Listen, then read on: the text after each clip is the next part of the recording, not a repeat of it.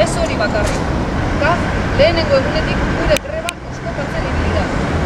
Gure greba boikoteatzen aritu da. Ozen esango dugu, gure eskubideen alde borrokatzen jarraituko dugula.